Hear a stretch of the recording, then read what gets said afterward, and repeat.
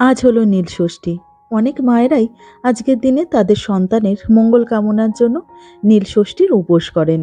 আমার শ্বশুরবাড়ির দিকের লোকজন মানে পাড়ার লোকজন আর কি, এই শুধুমাত্র নীলষষ্ঠীর দিনেই নয়, গোটা চৈত্র মাসটা জুড়েই সন্ন্যাস করেন।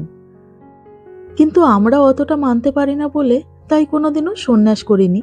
তবে হ্যাঁ, নীলষষ্ঠীর দিন প্রতি বছরই মন্দিরে যেতাম শিবের মাথায় জল ঢেলে নীলের ঘরে বাতি জ্বালার জন্য। তাই ইউকেতে আসার পরও আজকের দিনে আমার দুই সন্তানের মঙ্গল কামনায় গিয়েছিলাম মন্দিরে পুজোর উদ্দেশ্যে।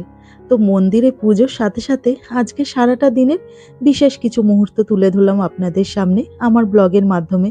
তো নমস্কার, মোহনস ডেইলি ব্লগে আরও একবার আপনাদের সবাইকে স্বাগত জানাই। আশা করি আপনারা সবাই ভালো আছেন। আজ হলো শুক্রবার, সকাল এখন 8:30টার মতন বাজে।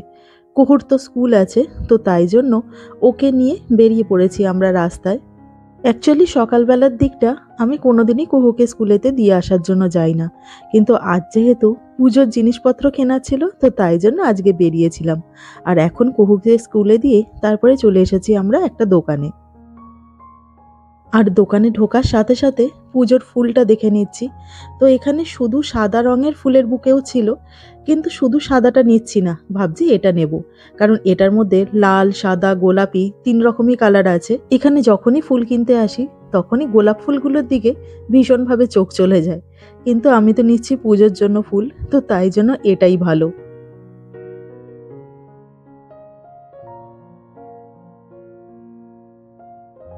ফুলের পরে শিবের মাথায় যেহেতু দুধ ঢালতে হবে, তো তাই জন্য চলে এসেছি দুধ কিনতে। আজকে আর এই বড় বড় জারগুলো কিনবো না, তার কারণ মন্দিরটা আমাদের বাড়ি থেকে একটুখানি দূরে। তো তাই জন্য একটা ছোট এই জার নিয়ে নিলাম। এরপরে চলে এসেছি ফলের জায়গাতে। তো আমার ঘরেতে শুধুমাত্র আপেল রাখা আছে, তো তাই জন্য আপেলটা তো নেব না, কিন্তু আরও তো 4 রকমের ফল লাগবে। তো তাই ভাবছি এখান থেকে কিছুটা কমলা লেবু কিনে নিই। লেবুর পাশে কিউই রাখা ছিল, তো কিউই এর একটা প্যাকেটও নিয়ে নিয়েছিলাম। তারপরে এখানে দেখলাম স্ট্রবেরি ভীষণ ফ্রেশ আছে, তো স্ট্রবেরির একটা প্যাকেট আর একটা এই আঙুরের প্যাকেট নিয়ে নিয়েছিলাম। ব্যাস, মোটামুটি আমার পুজোর সমস্ত রকমের সামগ্রী কেনা হয়ে গেছে। বাড়ি ফিরে আগে স্নান সেরে নিয়েছিলাম, তো তারপরে পুজোর কাজে বসে পড়েছি। পুজোতে বসবার আগে এই ফুলগুলোকে একটুখানি কেটে নিচ্ছি। তো এখানে দেখছি ফুল বেশ অনেকটাই আছে, তো ওই সাদা আর লাল রঙের ফুলটা নিচ্ছি, আর এই গোলাপি কালারের ফুলটা রেখে দিলাম।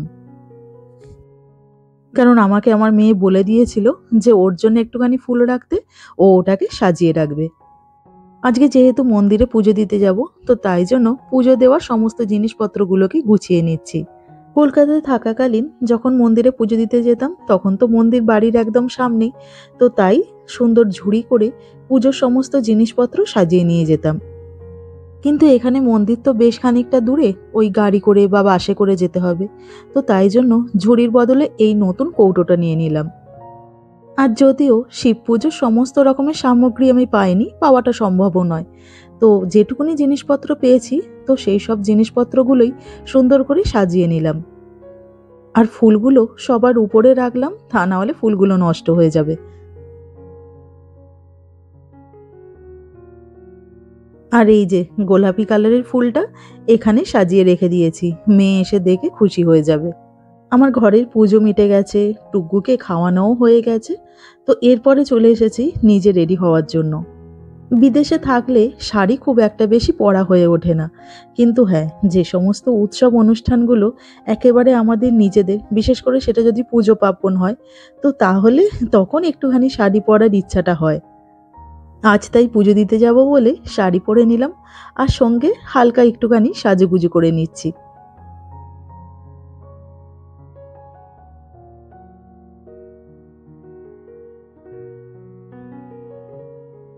দেখতে দেখতে সকাল 11টার মতন বেজে গেল, আর এই ব্যাগের মধ্যে সমস্ত কিছু জিনিসপত্র গুছিয়ে নিয়ে আমরাও সবাই মিলে রেডি হয়ে বেরিয়ে পড়লাম পুজো দিতে যাওয়ার জন্য। আজকে আমরা ম্যানচেস্টারের একটা হিন্দু মন্দিরে পুজো দিতে যাচ্ছি। আর মন্দিরটা আমাদের বাড়ি থেকে বেশ কিছুটা দূর, আমরা এর আগে কোনোদিনও যাইনি। তো যে কারণে যাওয়ার সময়টা আমরা ওই উবের বুক করে নিয়েছিলাম। এই যে চলে এসেছি আমরা মন্দিরে, আর এই মন্দিরটার নাম হলো গীতা ভবন। আমাদের বাড়ি থেকে এই মন্দিরটাতে আসতে টাইম লেগেছিল 12 মিনিটের মতন। আমরা তো ম্যানচেস্টারে সিটি সেন্টারে থাকি, তো যে কারণে বাড়ির আশপাশে চারিদিকেই বিরাট বড় বড় বিল্ডিং দেখতে পাই, কিন্তু এখানে এসে পরিবেশটা আমার বেশ ভালো লেগেছিল। এখানে বড় বড় বিল্ডিং এর বদলে বাড়ি আর চারিদিকে গাছপালায় ভর্তি, বেশ সুন্দর পরিবেশটা। আর এই মন্দিরটাও দেখছি বেশ বড়। আমরা সাউথহ্যাম্পটনে থাকাকালীন যে মন্দিরে যেতাম, তো সেটা এতটা বড় ছিল না। এছাড়া এখানে যে ইসকনের মন্দিরটা আছে, তো সেটাও কিন্তু এটার থেকে একটুখানি ছোট। আর এটা হলো মন্দিরের মেন গেট। এই দেখুন, এবারের ইন্ডিয়ান আইডলের এই 4টে ছেলে মেয়ে 26 তারিখে আসবে এখানে প্রোগ্রাম করতে। মেন গেট থেকে ঢুকে এই যে সামনের দরজাটা দেখতে পাচ্ছেন, তো এটাই হলো ঠাকুরের ঘর, মানে ঠাকুরের বিগ্রহ এখানেই রাখা আছে। মন্দিরে ঢুকে আমি পুজো শুরু করে দিয়েছি, আর দেখতেই পাচ্ছেন আজকে মন্দির একদম ফাঁকা ছিল। শিবরাত্রির দিন এখানে কিন্তু প্রচণ্ড পরিমাণে ভিড় হয়, আর আজকে মানে নীলষষ্ঠীর পুজোটা যেহেতু মূলত বাঙালিরাই করে, তো তাই জন্য মন্দির একেবারে ফাঁকা ছিল। আর শিবরাত্রির দিন যেহেতু সমস্ত রকম হিন্দু লোকজনরাই আসেন এখানে পুজো করার জন্য, তো তাই জন্য ওই দিনটা ভীষণ ভিড় হয়। একদিকে ফাঁকা ছিল, ভীষণই ভালো হয়েছে, তার কারণ আমিও খুব সুন্দর করে পুজো দিতে পেরেছিলাম। আগের বছরে আমাদের এপ্রিল মাসের 10 তারিখে ইউকেতে আসার কথা হয়েছিল, তো তাই জন্য ভেবেছিলাম যে ইউকেতে এসেই হয়তো নীলষষ্ঠীর পুজো করব। কিন্তু ভিসা আসতে দেরি করার কারণে ওই সময়টা তো এসে পৌঁছাতে পারিনি, 1 মাস বাদে আমরা এসেছিলাম। তো বলতে পারেন একটা মনের ছোট্ট আশা আজকে পূরণ হলো। আজকের দিনে নীলের ঘরে যেহেতু বাতি জ্বালাতে হয়, তো তাই জন্য 2খানা বাতি নিয়ে এসেছিলাম আমার 2 ছেলে মেয়ের জন্য। এখানে মন্দির বলুন বা বাড়ি বলুন, সবই তো ওই কাঠেরই তৈরি হয়, তো যে কারণে এই মোমবাতিটাকে সবাই একটুখানি অ্যাভয়েড করে। আমিও তাই আমাদের দেশের মতন ওই লম্বা লম্বা মোমবাতিগুলোকে নিয়ে আসিনি, কারণ আমি জানতাম মন্দিরে ওগুলো কোনোভাবেই জ্বালাতে দেবে না। তো বাটি টাইপের ছোট্ট ছোট্ট ওই অ্যালুমিনিয়ামে মোড়া মোমবাতিগুলো আমার কাছে ছিল, তো ওই মোমবাতি 2খানা এনেছিলাম। তো ওই মোমবাতিগুলোই জ্বালিয়েছিলাম। আর পুজো শেষে আমি মন্দিরে যারা আছেন তো তাদেরকে জিজ্ঞাসা করেছিলাম যে এই মোমবাতিগুলো আবার নিভিয়ে দিতে হবে কিনা, তো ওনারাই বললেন যে না, এইটুকুটুকু মোমবাতি ওগুলো আর নিভিয়ে দেওয়ার প্রয়োজন নেই। তবে হ্যাঁ, ধূপ একটাই জ্বালিয়েছিলাম, মানে আমি আর সুদীপ্ত দুজনে মিলে ওই একটাই ধূপ দেখিয়েছিলাম, কারণ ধূপ থেকে তো ধোঁয়া ওড়ে, আর এখানে তো জানেন সব জায়গাতেই স্মোক অ্যালার্ম লাগানো থাকে, তো আমাদের বাড়িতেও তো পুজো দেওয়ার সময়তে ধূপ ওই জ্বালিয়ে সঙ্গে সঙ্গে নিভিয়ে দিতে হয়। তো যাই হোক, ভীষণ ভালোভাবে আমরা পুজো দিয়েছিলাম। আর এর সাথে সাথে এখানকার মন্দিরে যে সমস্ত বিগ্রহগুলো রাখা আছে, তো সেগুলো দেখে নিন।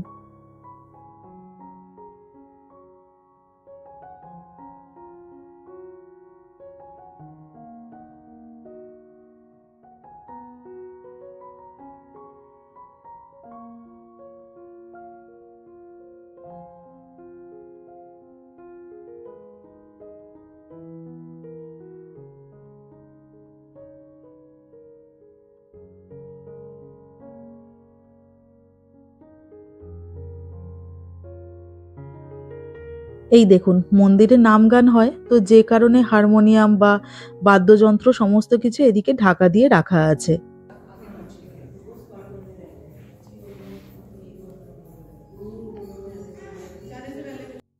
ঠাকুরের ঘরের পাশে এইদিকে আর একটা বিশাল বড় রুম আছে, তো যেখানে ভোগ খাওয়ানো হয়।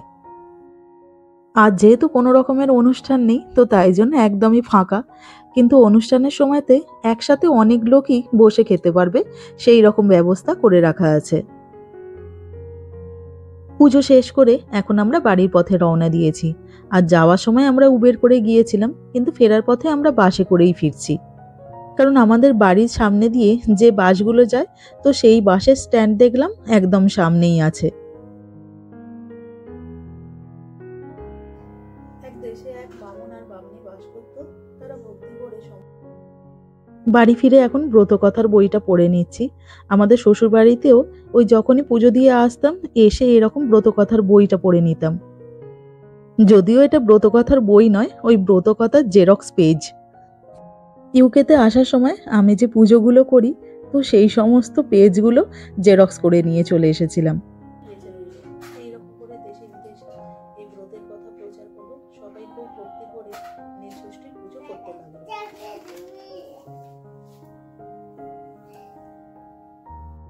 আজকে সকালবেলা মন্দিরে যাওয়ার আগেই একটুখানি বাঁধাকপির তরকারি করে রেখে দিয়ে গিয়েছিলাম, কারণ আমি জানতাম পুজো দিয়ে আস্তে আস্তে অনেকটাই দেরি হয়ে যাবে। তো এখন তরকারিটা একটু গরম করে নিয়েছিলাম আর ময়দা মেখে রেখে গিয়েছিলাম। বাড়িতে এসে ঝট করে কয়েকটা পরোটা বানিয়ে নিয়েছিলাম। আর এখন খাবারটা বেড়ে নিচ্ছি। তো টুকগুর আর আমার একসাথেই খাবার নিয়ে নিচ্ছি। আর আজকে যেহেতু সারাটা দিনই উপোস ছিলাম, তো সকাল থেকে কিছু খাওয়া হয়নি। এখন তাই 1 কাপ চাও নিজের জন্য নিয়ে নিলাম।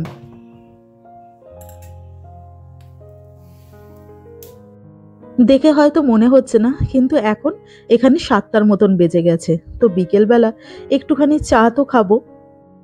চায়ের সাথে আবার সুদীপ্ত যাই হোক কোনো কিছু ভাজা করার জন্য বলল। তো এদিকে আবার হয়েছে কি, আমার বেসনটা একেবারে শেষ হয়ে গেছে। মানে এই যে এইটুকু বেসন দেখছেন, তো এইটুকু নিয়েই ছিল। ও আজকে অ্যাকচুয়ালি ফুলুরি করার জন্য বলেছিল, কিন্তু এইটুকুনি বেসন দিয়ে আর কি ফুলুরি হবে। তো যাই হোক, ওর জন্য ভাবছি একদম ছোট্ট ছোট্ট 4খানা ফুলুরি বানিয়ে দেবো। আর তাই একটুখানি মৌরি আর কাঁচা লঙ্কা কুচোনো দিয়ে এই ব্যাটারটাকে ভালো করে মাখিয়ে নিচ্ছি। ওই ফুলুরির সাথে ভাবছি একটুখানি আলু আর ক্যাপসিকাম দিয়ে পকোড়া টাইপের বানিয়ে নেব। আমাদের পকোড়া বানাবার আগে বাচ্চাদের জন্য একটুখানি ফ্রেঞ্চ ফ্রাই বসিয়ে দিলাম, কারণ বাচ্চারা আমাদের ওই ফুলুরি বলুন বা পকোড়া বলুন কোনোটাই পছন্দ করে না। তার থেকে বরঞ্চ ফ্রেঞ্চ ফ্রাইটা ভেজে দিলে ওটা ওরা মজা করে খাবে।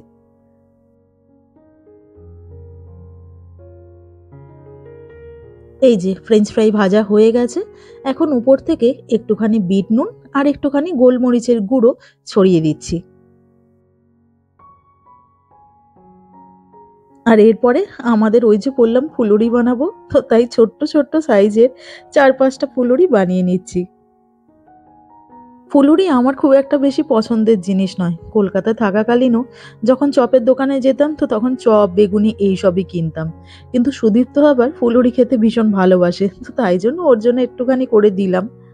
আর এখন ফুলুরির ওই ব্যাটারের মধ্যেই আলু আর ক্যাপসিকাম সরু সরু করে কেটে একটুখানি পকোড়া টাইপের বানিয়ে নিচ্ছি। তো চলুন এগুলো ভাজতে ভাজতে আজকের ভিডিওটা বরঞ্চ এখানেই শেষ করি। তো আমার আজকের এই ভিডিওটা আপনাদের কেমন লাগলো অবশ্যই কমেন্ট করে জানাবেন, আর পারলে চ্যানেলটাকে সাবস্ক্রাইব করে দেবেন। তো সবাই ভালো থাকবেন, সবাই সুস্থ থাকবেন। খুব শীঘ্রই দেখা হবে আরও একটা নতুন ব্লগে। নমস্কার।